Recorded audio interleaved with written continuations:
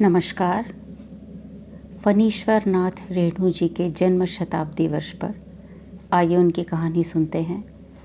लाल पान की बेगम।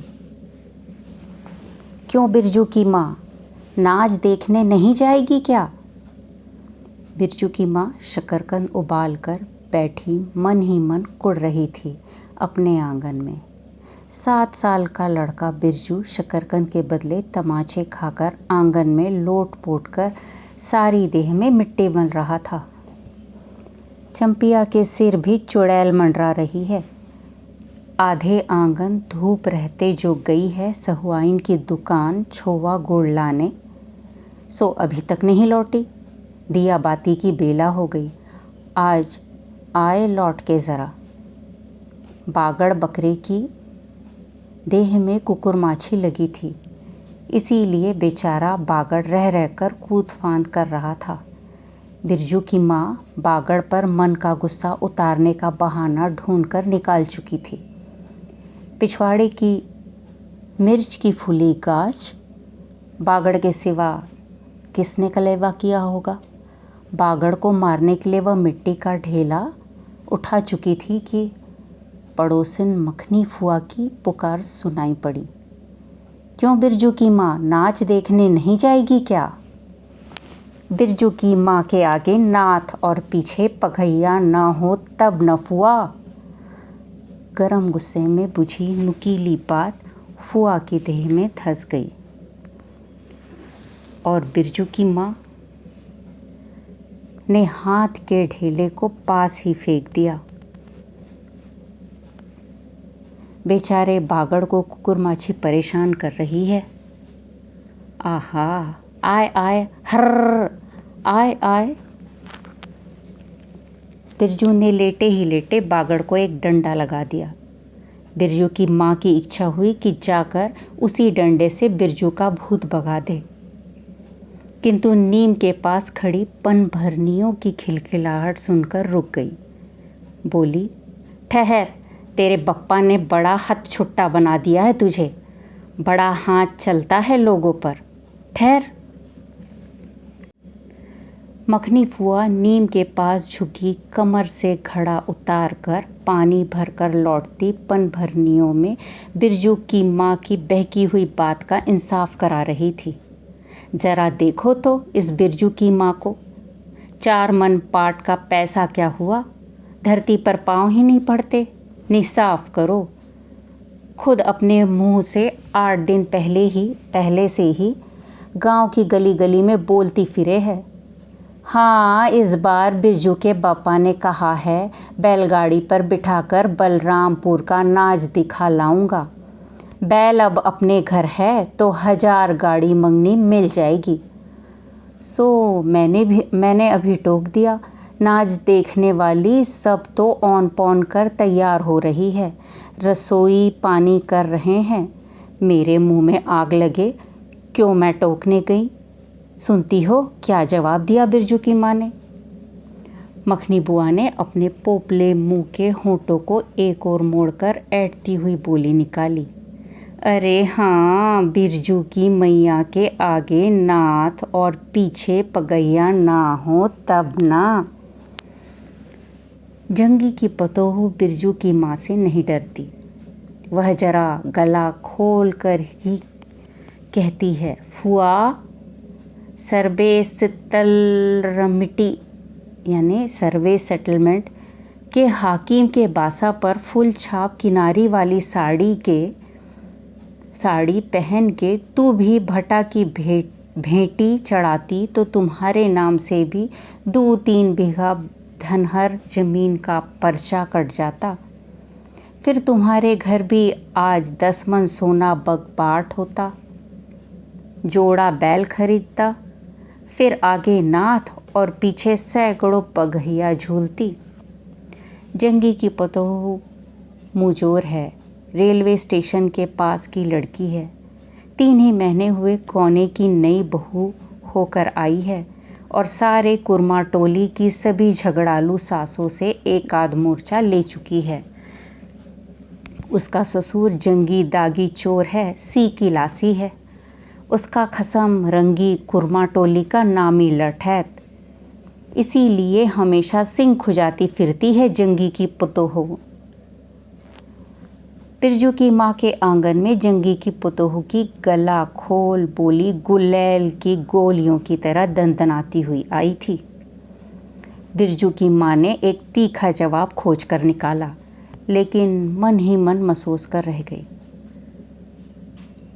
गोबर की ढेली में कौन ढेला फेंके।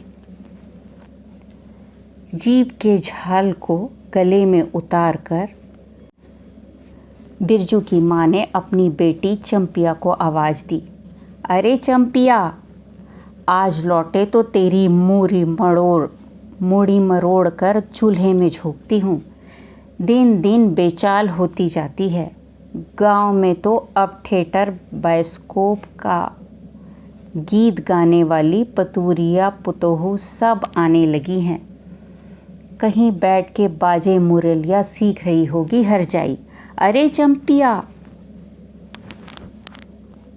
जंगी की पुतोहू ने बिरजू की माँ की बोली का स्वाद लेकर कमर पर घड़े को संभाला और मटक कर बोली, चल दीदिया चल, इस मोहल्ले में लाल पान की बेगम बसती है, नहीं जानती? दोपहर दिन और चौपहर रात बिजली की बत्ती भक भक कर जलती है।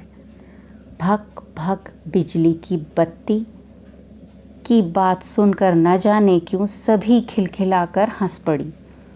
फुआ की टूटी हुई दंत पंक्तियों के बीच से एक मीठी गाली निकली, शैतान की नानी। बिरजू की माँ की आंखों पर मानो किसी ने तेज टॉर्च की रोशनी डालकर चौंधिया दिया। भक भक बिजली की बत्ती। 3 साल पहले सर्वे कैंप के बाद गांव की जलन डाही औरतों ने एक कहानी गढ़ के फैलाई थी। चंपिया की माँ के आंगन में रात भर बिजली बत्ती भुकभुकाती थी। चंपिया की माँ के आंगन में नाक वाले जूते की छाप घोड़े की टाप की तरह। जलो जलो और जलो।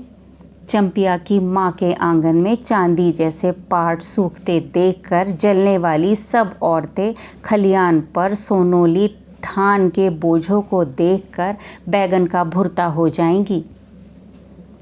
बर्तन मिट्टी के बर्तन से टपकते हुए छोवा गुड़ को उंगलियों से चाटती हुई चंपिया आई और माँ के तमाचे खाकर चीख पड़ी, मुझे क्यों मारती है? सहुआइन जल्दी से सौदा नहीं देती है। सहुआइन जल्दी सौदा नहीं देती है कि नानी एक सहुआइन की दुकान पर मोती झरते हैं जो जड़ गाड़ कर बैठी हुई थी। बोल, गले पर लात दे के कल्ला तोड़ दूंगी हर जाई, जो फिर कभी बाजे न मुरलिया गाते सुना। चाल सीखने जाती है ट्यूशन की छोकरियों से। बिरजू के माँ ने चुप होकर अपनी आवाज़ अंदाजी कि उसकी बात जंगी के झोपड़े तक साफ साफ पहुँच गई होगी। बिरजू बीती हुई बातों को भूलकर उठ खड़ा हुआ था और धूल झाड़ते हुए बर्तन से टपकते गुड़ को ललचाई निगाह से देखने लगा।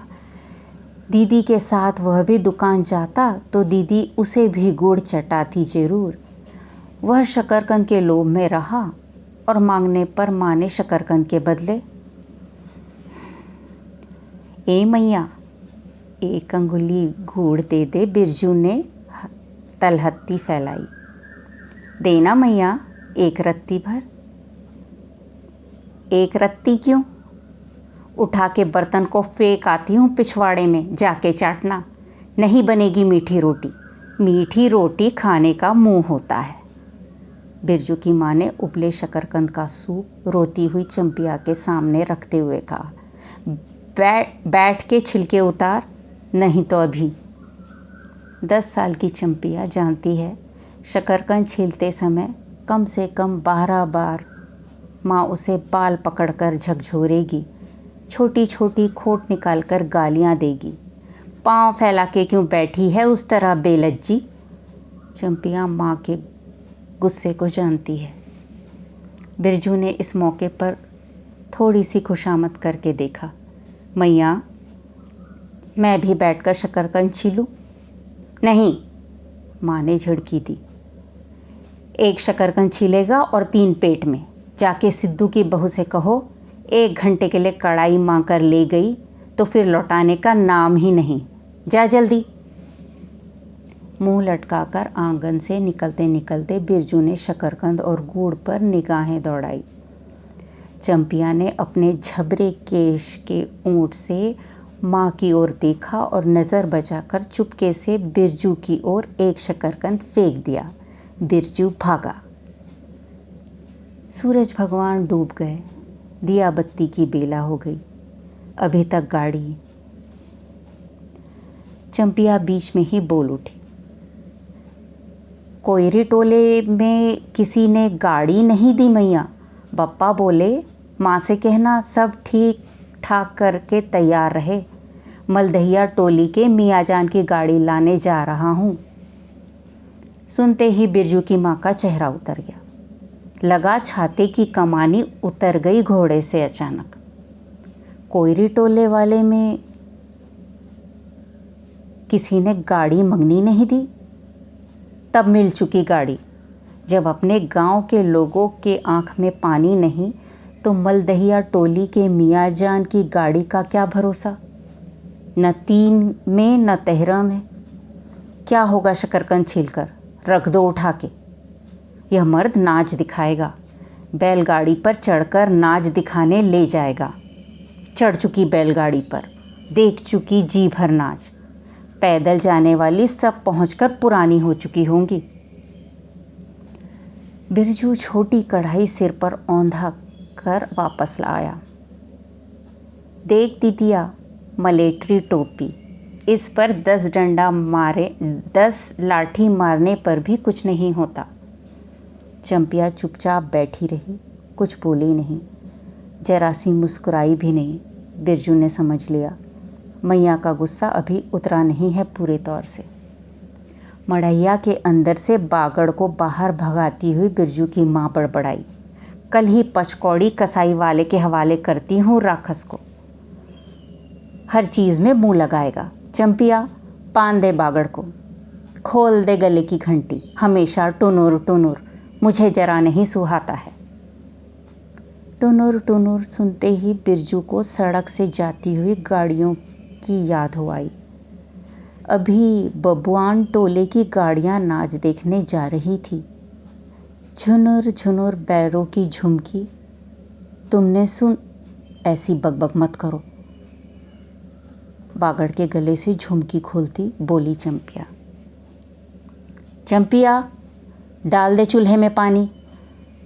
बप्पा आए तो कहना अपने उड़न जहाज पर चढ़कर नाच देख आए। मुझे नाच देखने का शौक नहीं है। मुझे जगाइयो मत, मेरा माथा दुख रहा है। मड़ैया के औसारे पर बिरजू ने फिसफिसा के पूछा, क्यों दीदिया, नाच में उड़न जहाज भी उड़ेगा? चटाई पर कथरी ओढ़कर बैठी हुई चंपिया ने बिरजू को चुपचाप अपने पास बैठने का इशारा किया। मुफ्त में मार खाएगा बेचारा। बिरजू ने बहन की कतरी में हिस्सा बांटते हुए चुक्की मुक्की लगाई। जाड़े के समय इस तरह घुटने पर ठुड्डी रखकर चुक्की मुक्की लगाना सीख चुका है वह। उसने चंपिया के कान के पास मुंह ले जाकर कहा, हम लोग नाच देखने जाएंगे? गांव में एक पंछी भी नहीं है, सब चले गए। चंपिया को तिल भर भी भरोसा नहीं। संझा तारा डूब रहा है। बप्पा अभी तक गाड़ी लेकर नहीं लौटे। 1 महीना पहले से ही मैया कहती थी, बलरामपुर के नाच के दिन मीठी रोटी बनेगी, चंपिया छीट की साड़ी पहनेगी, बिरजू पैंट पहनेगा। गाड़ी पर चढ़कर चंपिया की भीगी पलकों पर एक बूंद आंसू आ गया। बिरजू का दिल भी भर आया। उसने मन ही मन इमली पर रहने वाले जिन बाबा को एक बैगन कबूला। गांच का सबसे पहला बैगन। उसने खुद जिस पौधे को रोपा है। जल्दी से गाड़ी लेकर बप्पा को भेज दो जिन बाबा। मड़ैया के अंदर बिरजू की माँ चटाई पर पड़ी करवटें ले रही थी। पहले से किसी बात का मंसूबा नहीं बांधना चाहिए किसी को। भगवान ने मंसूबा तोड़ दिया। उसको सबसे पहले भगवान से पूछना है, यह किस चूक का फल दे रहे हो भोला बाबा। अपने जानते उसने किसी देवता पितर की मार मनौती बाकी नहीं रखी। सर्वे के समय जमीन के लिए जितनी मनौतियाँ की थी, ठीक ही तो महावीर जी का रोट तो बाकी ही है। हाय रे देव, भूल चूक माफ़ करो। महावीर बाबा मनौती दूनी करके चढ़ाएगी बिरजू की माँ। बिरजू की माँ के मन में रह रह के जंगी की पतोह की बातें चुभती है। भग भग बिजली बत्ती, चोरी चमारी करने वाली बेटी पतोह जलेगी नहीं। 5 बीघा ज़मीन क्या हासिल की है बिरजू के बप्पा ने। गांव की भाई खोखियों की आंखों में किरकिरी पड़ गई है। खेत में पाट लगाकर देखकर गांव के लोगों की छाती फटने लगी। फोड़ कर पाट लगा है। बैसाखी बादलों की तरह उमड़ते आ रहे हैं पाट के पौधे। तो अलान तो फलान, इतनी आंखों की धार भला फसल सहते। जहाँ 15 मन पाट होना चाहिए, सिर्फ 10 मन पाट काटा पर तौल के ओजोन हुआ भगत के यहाँ। इसमें जलने की क्या बात है भला। बिरजू के बप्पा ने तो पहले ही कुरमा टोली के एक एक आदमी को समझा के कहा, जिंदगी भर मजूरी करते रह जाओगे। सर्वे का समय हो रहा है। लाठी कड़ी करो तो 2-4 बीघे ज़मीन हासिल कर सकते हो। सो गांव की किसी पुतखौकी का भरता सर्वे के समय बाबू साहब के सामने खांसा भी नहीं। बिरजू के पप्पा को कम सहना पड़ा है। बाबू साहेब गुस्से से सर्कस नाच के बाघ की तरह हुमड़ते रह गए। उनका बड़ा बेटा घर में आग लगाने की धमकी देकर गया। आखिर बाबू साहब ने अपने सबसे छोटे लड़के को भेजा। बिरजू की माँ को मौसी कह के पुकारा। यह ज़मीन बाबूजी ने मेरे नाम से खरीदी थी। मेरी पढ़ाई लिखाई उसी ज़मीन की उपज से चलती है। और भी कितनी बातें। खूब मोहना जानता है उतना जरा सा लड़का, ज़मींदार का बेटा है कि। चंपिया, बिरजू सो गया है क्या? यहाँ आजा बिरजू, अंदर। तू भी आजा चंपिया। भला आदमी आए तो आज एक बार। बिरजू के साथ चंपिया अंदर चली गई। ढिबरी बुझा दे। बप्पा बुलाए तो जवाब मत देना, खपच्ची गिरा दे। भला आदमी रे, भला आदमी। मुँह देखो जरा इस मर्द का। बिरजू की माँ दिन रात मंजान न देती रहती तो ले चुके थे ज़मीन। रोज़ आकर माथा पकड़ के बैठ जाए, मुझे ज़मीन नहीं लेनी बिरजू की माँ, मजूरी ही अच्छी। जवाब देती थी बिरजू की माँ खूब सोच समझ के। छोड़ दो, जब तुम्हारा कलेजा स्थिर नहीं होता तो क्या होगा, जोरू ज़मीन जोर के, नहीं तो किसी और के।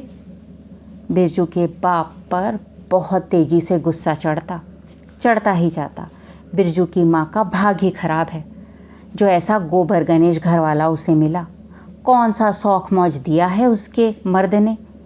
कोल्हू के बैल की तरह खटकर सारी उम्र काट दी इसके यहाँ। कभी एक पैसे की जली भी बिल्ला कर नहीं दी उसके खसम ने। पाट का दाम भगत के यहाँ से लेकर बाहर ही बाहर बैल हट्टा चले गए। बिरजू की माँ को एक बार नमरी लोट देखने भी नहीं दिया आँख से। बैल खरीद लाए, उसी दिन से गांव में ढिंडोरा पीटने लगे। बिरजू की माँ इस बार गाड़ी पर चढ़कर जाएगी नाच देखने। दूसरे की गाड़ी के भरोसे नाच दिखाएगा। अंत में उसे अपने आप पर क्रोध आया। वह खुद भी कुछ कम नहीं। उसकी जीभ में आग लगे। बैलगाड़ी पर चढ़कर नाच देखने की लालसा किस कुसमय में उसके मुंह से निकली भगवान जाने। फिर आज सुबह से दोपहर तक किसी न किसी बहाने उसने 18 बार गाड़ी पर नाच देखने की चर्चा छेड़ी। लो, खूब देखो नाच, कथरी के नीचे दुशाले का सपना। कल भोरे पानी भरने के लिए जब जाएगी, पतली जीभ वाली पतूरिया सब हंसती आएगी, हंसती जाएगी। सभी जलते हैं उससे। हाँ भगवान, दारी जार भी। 2 बच्चों की माँ होकर भी वह जस की तस है। उसका घरवाला उसकी बात में रहता है। वह बालों में गरी का तेल डालती है। उसकी अपनी ज़मीन है किसी के पास? एक घूर ज़मीन भी अपने इस गांव में जलेंगे नहीं। 3 बीघे में धान लगा हुआ है अघनी। लोगों की बीख तीड़ से बचे तब तो। बाहर बैलों की घंटियां सुनाई पड़ी। तीनों सतर्क हो गए, उत्कर्ण होकर सुनते रहे। अपने ही बैलों की घंटी है क्यों चंपिया? चंपिया और बिरजू ने प्राय एक साथ कहा। चुप, बिरजू की माँ ने फिसफिसाकर कहा। शायद गाड़ी भी घड़घड़ाती है ना? दोनों ने एक साथ हुंकारी भरी। चुप, गाड़ी नहीं है। तू चुपके से टट्टी में छेद करके देख तो आ चंपिया। भाग क्या, चुपके चुपके। चंपिया बिल्ली की तरह हौले हौले पाँव से टट्टी के छेद से झांक आई। हाँ मैया, गाड़ी भी है। बिरजू हड़बड़ा कर उठ बैठा। उसकी माँ ने उसका हाथ पकड़कर सुला दिया। बोले मत। चंपिया भी गुदड़ी के नीचे घुस गई। बाहर गाड़ी खोलने की आवाज़ हुई। बिरजू के बाप ने बैलों को जोर से डांटा। हाँ, आ गए घर आने के लिए छाती फटी जाती थी। बिरजू की माँ ताड़ गई। जरूर मलधैया टोली में गांजे की चीलम चढ़ रही थी। आवाज़ तो बड़ी खनकती हुई निकल रही है। चंपिया, बाहर से पुकार कर उसके बाप ने। बैलों को घास दे दे चंपिया।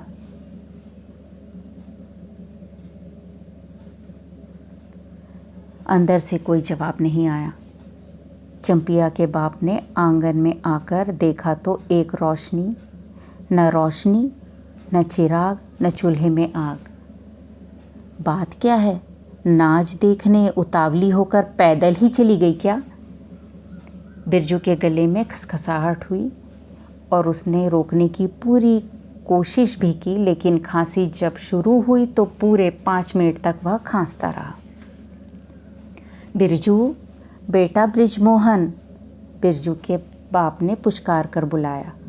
मैया गुस्से में सो गई क्या? अरे अभी तो लोग जा ही रहे हैं। बिरजू की माँ के मन में आया कि कसकर जवाब दे। नहीं देखना है नाच, लौटा दो गाड़ी। चंपिया, उठती क्यों नहीं? ले धान की 25 रख दे। धान की बालियों का छोटा झब्बा झोपड़े के ओसारे पर रखकर उसने कहा। दिया बालो। बिरजू की माँ उठकर ओसारे पर आई। 1:30 पहर रात को गाड़ी लाने की क्या ज़रूरत थी? नाच तो अब ख़त्म हो रहा होगा। ढिबरी की रोशनी में धान की बालियों का रंग देखते ही बिरजू की माँ के मन का सब मैल दूर हो गया। धानी रंग उसकी आंखों में उतरकर रोम रोम में घुल गए। नाच अभी शुरू भी नहीं हुआ होगा। अभी अभी बलरामपुर के बापू की संपनी गाड़ी मोहनपुर होटल बंगला से हाकिम साहब को लाने गई है। इस साल आखिरी नाच है। 25 टट्टी में खोज दे। अपने खेत का है। अपने खेत का? हुलसती हुई बिरजू की माँ ने पूछा। पक गए धान? नहीं, 10 दिन में अघन चढ़ते चढ़ते लाल होकर झुक जाएगी सारे खेत की बालियाँ। मलदहिया टोली पर जा रहा था, अपने खेत में धान देखकर आंखें जुड़ा गई। सच कहता हूँ, 25 तोड़ते समय उंगलियां कांप रही थी मेरी। बिरजू ने धान की एक बाली से एक धान लेकर मुंह में डाल लिया। और उसकी माँ ने एक हल्की डांट दी। कैसा लुक्कड़ है तू रे, इन दुश्मनों के मारे कोई नेम धर्म बचे। क्या हुआ, डांटती क्यों है? नव्वान से पहले ही नया धान जुटा दिया, देखते नहीं? अरे इन लोगों का सब कुछ माफ़ है, चिरई चुनमुन है यह लोग। दोनों के मुंह में नव्वान के पहले नया अन्न न पड़े। इसके बाद चंपिया ने भी धान की बाली से 2 धान लेकर दांतों तले दबाए। ओ मैया, इतना मीठा चावल और गमकता भी है ना दीदिया? बिरजू ने फिर मुंह में धान डाला। रोटी पोटी तैयार कर चुकी क्या? बिरजू के बाप ने मुस्कुराकर पूछा। नहीं, मान भरे सुर में बोली बिरजू की माँ। जाने का ठीक ठिकाना नहीं और रोटी बनाती। वाह, खूब हो तुम लोग। जिसके पास बैल है उसे गाड़ी मंगनी नहीं मिलेगी भला। गाड़ी वालों को भी कभी बैल की ज़रूरत होगी। पूछूंगा तब कोयरी टोला वालों से। ले जल्दी से रोटी बना ले, देर नहीं होगी। अरे टोकरी भर रोटी तो तू पलक मारते बना देती है, 5 रोटियां बनाने में कितनी देर लगेगी? अब बिरजू की माँ के होंठों पर मुस्कुराहट खुलकर खिलने लगी। उसने नज़र बजाकर देखा, बिरजू का बप्पा उसकी ओर एकटक निहार रहा है। चंपिया और बिरजू ना होते तो मन की बात हंसकर खोलने में देर न लगती। चंपिया और बिरजू ने एक दूसरे को देखा और खुशी से उनके चेहरे जगमगा उठे। मैया बेकार गुस्सा हो रही थी ना? चंपी जरा घेलसार में खड़ी होकर मखनी फुआ को आवाज़ दे तो। ए फुआ, सुनती हो? फुआ, मैया बुला रही है। फुआ ने कोई आवाज़ नहीं दिया, किंतु उसकी बड़बड़ाहट स्पष्ट सुनाई पड़ी। हाँ, अब फुआ को क्यों गुहारती है? सारे टोले में बस एक फुआ ही तो बिना नाथ पगहिया वाली है। अरे फुआ, बिरजू की माँ ने हंसकर जवाब दिया। उस समय बुरा मान गई थी क्या? नाथ पगहिया वाले को आकर देखो, दोपहर रात में गाड़ी लेकर आया है। आ जाओ फुआ, मैं मीठी रोटी पकाना नहीं जानती। फुआ कांखती खांसती आई। इसी के घड़ी पहर दिन रहते ही पूछ रही थी कि नाच देखने जाएगी क्या? कहती तो मैं पहले से ही अपनी अंगीठी यहाँ सुलगा जाती। बिरजू की माँ ने फुआ को अंगीठी दिखला दी और कहा, घर में अनाज दाना वगैरह तो कुछ है नहीं, एक बागड़ और कुछ बर्तन बासन। सो रात भर के लिए यहाँ तंबाकू रख जाती हूँ, अपना हुक्का लेकर आई हो ना फुआ? फुआ को तंबाकू मिल जाए तो रात भर क्या 5 रात बैठकर जाग सकती है। फुआ ने अंधेरे में टटोलकर तंबाकू का अंदाज़ा किया। ओहो, हाथ खोलकर तंबाकू रखा है बिरजू की माँ ने। और एक वह है सहुआइन, राम कहो, उस रात को अफीम की गोली की तरह एक मटर भर तंबाकू रख कर चली गई गुलाब बाग मेले और कह गई कि डिब्बे भर तंबाकू है। बिरजू की माँ चूल्हा सुलगाने लगी। चंपिया ने शकरकंद को मसलकर गोले बनाए और बिरजू सिर पर कढ़ाई औंधाकर अपने बाप को दिखलाने लगा। मिलिट्री टोपी, इस पर 10 लाठी मारने पर भी कुछ नहीं होता। सभी ठठाकर हंस पड़े। बिरजू की माँ हंसकर बोली, ताखे पर 3-4 मोटे शकरकंद है, दे दे बिरजू को चंपिया, बेचारा शाम से ही। बेचारा मत कहो मैया, खूब सचारा है। अब चंपिया चहकने लगी। तुम क्या जानो कथरी के नीचे मुंह क्यों चल रहा था बाबू साहब का। बिरजू के टूटे हुए दूध के दांतों की फाक से बोली निकली, ब्लैक मार्टिन में 5 शकरकंद खा लिया। सभी फिर ठठाकर हंस पड़े।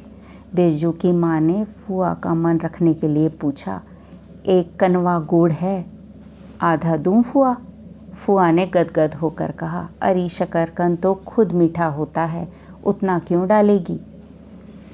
जब तक दोनों बैल दाना घास खाकर एक दूसरे की देह को जीभ से चाटे, बिरजू की माँ तैयार हो गई।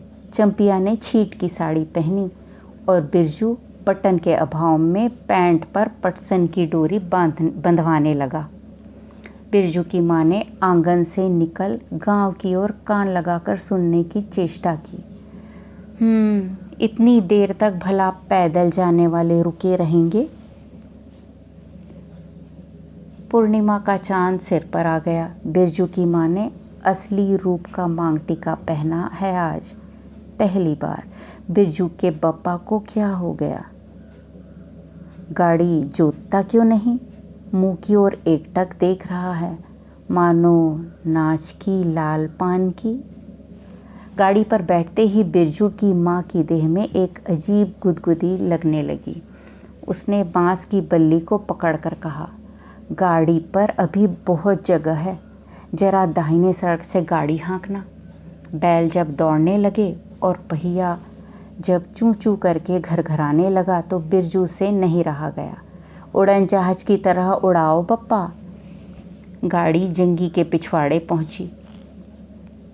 बिरजू की माँ ने कहा, जरा जंगी से पूछो ना, उसकी पतोहू नाच देखने चली गई क्या? गाड़ी के रुकते ही जंगी के झोपड़े से आती हुई रोने की आवाज़ स्पष्ट हो गई। बिरजू के बप्पा ने पूछा, अरे जंगी भाई, काहे कन्नरोहट हो रहा है आंगन में? जंगी घूर ताप रहा था, बोला, क्या पूछते हो, रंगी बलरामपुर से लौटा नहीं। पुतोहिया नाच देखने कैसे जाए? आसरा देखते देखते उधर गांव की सभी औरतें चली गई। अरे ट्यूशन वाली, तो रोती है काहे? बिरजू की माँ ने पुकार कर कहा, आजा झट से कपड़ा पहनकर, सारी गाड़ी पड़ी हुई है, बेचारी, आजा जल्दी। बगल के झोपड़े से राधे की बेटी सुनरी ने कहा, काकी, गाड़ी में जगह है, मैं भी जाऊंगी। बांस की झाड़ी से उस पार लरेना खवास का घर है, उसकी बहू भी नहीं गई। गिल्लट का झुमकी कड़ा पहनकर झमकती आ रही है। आजा, जो बाकी रह गई है सब आ जाए जल्दी। जंगी की पतोहू, लरेना की बीवी और राधे की बेटी सुनरी तीनों गाड़ी के पास आई। बैल ने पिछला पैर फेंका। बिरजू के बाप ने एक भद्दी सी गाली दी, साला लताड़ मारकर लंगड़ी बनाएगा पतोहू को।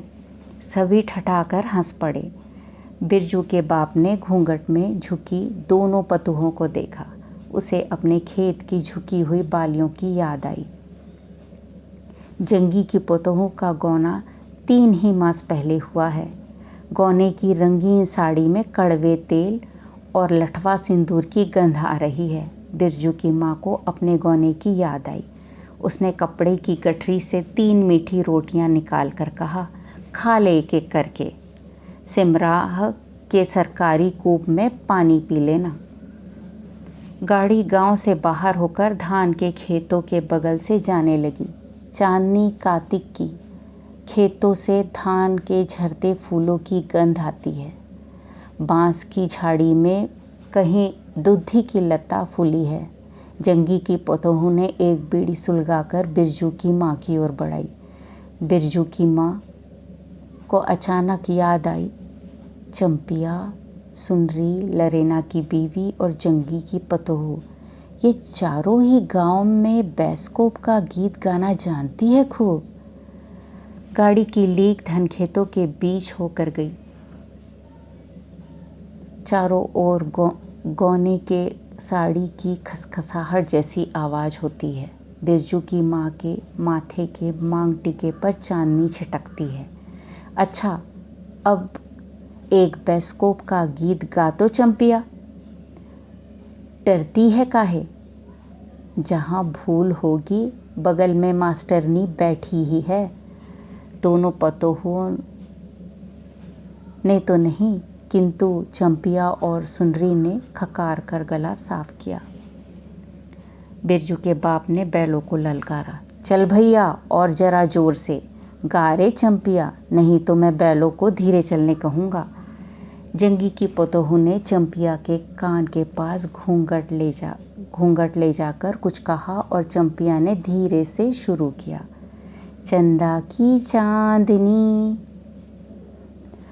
बिरजू को गोद में लेकर बैठी उसकी माँ की इच्छा हुई कि वह भी साथ साथ गीत गाए। बिरजू की माँ ने जंगी की पतोहू को देखा, धीरे धीरे गुनगुना रही है वह भी। कितनी प्यारी पतोहू है, गौने की साड़ी से एक खास किस्म की गंध निकलती है। ठीक ही तो कहा है उसने, बिरजू की माँ बेगम है, लाल पान की बेगम। यह तो कोई बुरी बात नहीं, हाँ वह सचमुच लाल पान की बेगम है। बिरजू की माँ ने अपनी नाक पर दोनों आँखों को केंद्रित करने की चेष्टा करके अपने रूप की झांकी ली। लाल साड़ी की झिलमिल किनारी, मांग टीका पर चांद। बिरजू की माँ के मन में अब कोई लालसा नहीं, उसे नींद आ रही है। धन्यवाद। यह थी फणीश्वर नाथ रेणु जी की कहानी लाल पान की बेगम।